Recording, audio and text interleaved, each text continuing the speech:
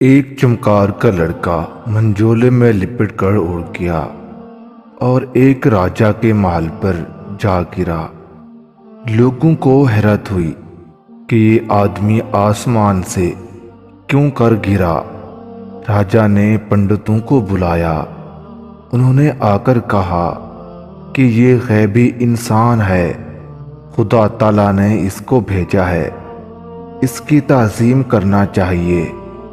یہ سن کر راجا نے کہا، میری لڑکی جوان ہو گئی ہے اور اس کے لیے بہت سے پیغام آ رہے ہیں۔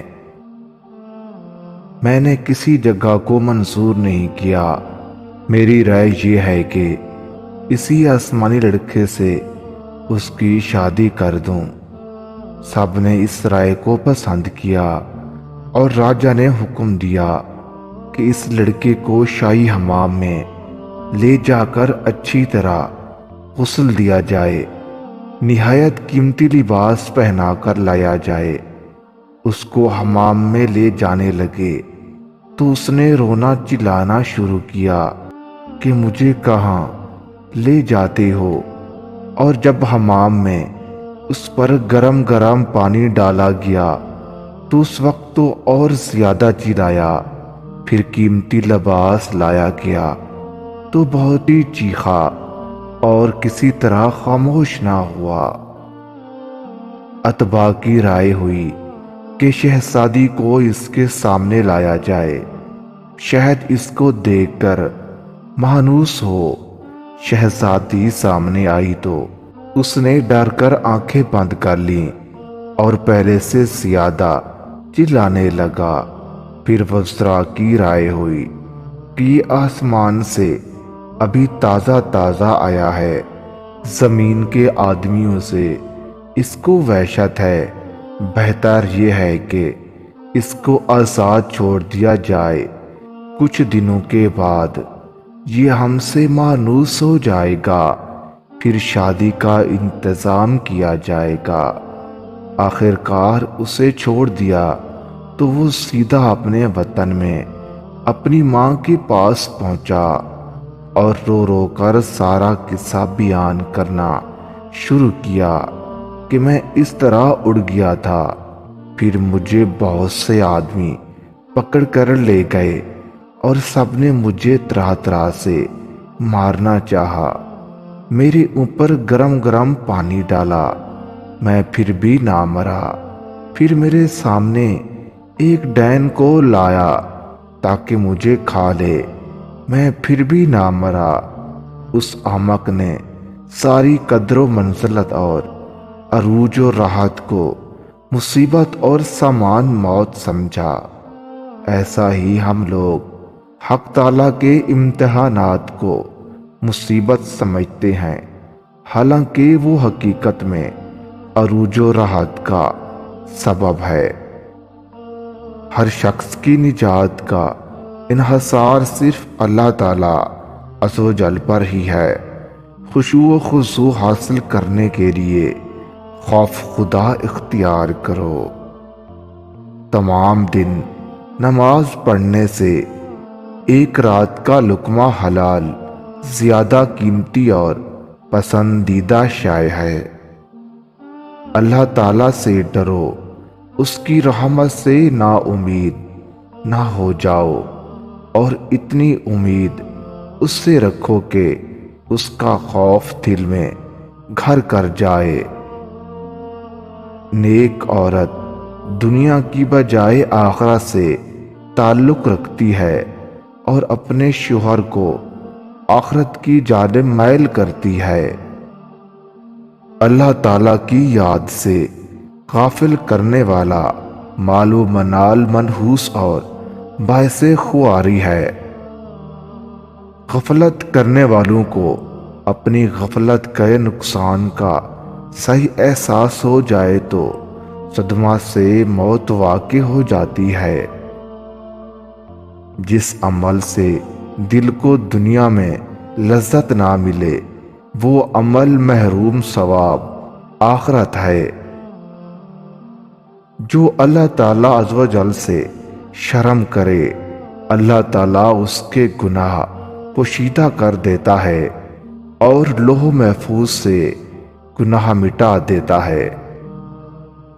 دنیا کی حیثیت اللہ تعالیٰ کے سامنے مچھر سے بھی کم ہے۔ بھوک آخرت کی کنجی ہے اور سیر شکم دنیا کی کنجی۔ شہوت دنیا سے وہی آدمی صبر کر سکتا ہے جس کے دل میں نور ہو اور وہ نور اسے آخرت کی جانب مصروف رکھے۔ بھوک سے نفس ذلیل ہوتا ہے، دل میں نفرت پیدا ہوتی ہے۔ جس نے دنیا کی محبت کو لات ماری اس کا دل حکمت کے نور سے روشن ہو گیا۔ ہم ہمیشہ سے یہ جانتے ہیں کہ خود غرضی اخلاقی لحاظ سے بری ہے، اب ہمیں معلوم ہوگا کہ یہ معاشی اعتبار سے بھی ایک برائی ہے۔ خود غرض دوستوں سے انسان تنہا ہی بھلا ہے، خود غرض نہ بنو۔ انسان جھگڑالو اور خود غرض ہے اور اقتدار کا بھوکا ہے۔ صاحب خود غرض کی دوستی سے دھوکہ نہ کھا جب تک کہ تو اسے غرض کے نہ ہونے کے وقت میں نہ آزما لے۔ غرض مند کے ساتھ بھلائی کی جائے تو وہ یہ سمجھتا ہے کہ اس میں بھلائی کرنے والے کا کوئی ذاتی مفاد ہے، اس لیے وہ وہاں سے بھی ناکام رہتا ہے۔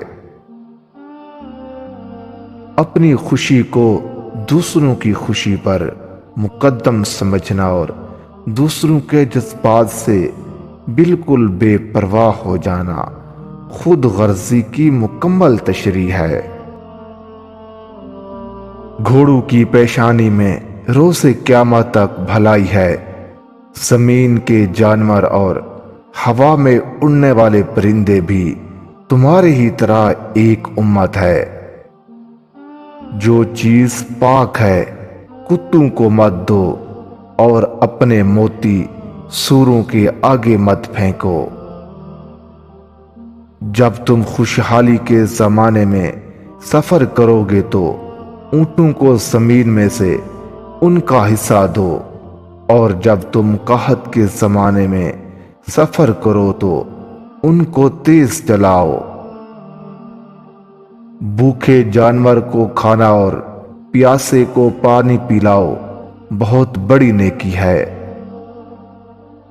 جس نے کتا پالا جو کھیتی اور مویشی کے کام کا نہ ہو، اس نے ہر روز اپنے عمل میں سے ایک قیراط کی کمی کی۔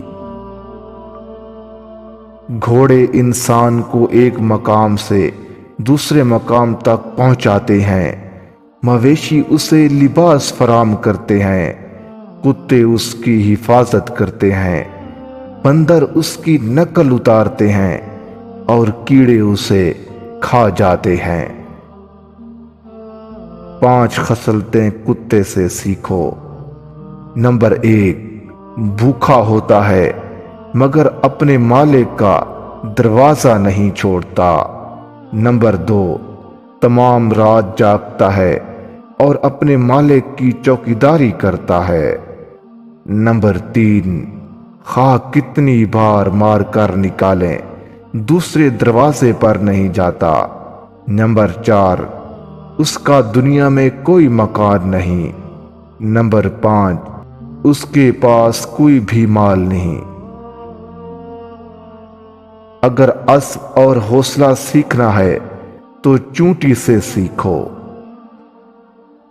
حیوان موجودہ حالت میں زندگی بسر کرتے ہیں مگر انسان زبان دانی کی بدولت آگے اور پیچھے دیکھتے ہوئے شرف انسانیت سے فیض یاب ہو سکتے ہیں۔ تم گھوڑے کو پانی کے قریب لا سکتے ہو لیکن اسے پانی پینے پر مجبور نہیں کر سکتے۔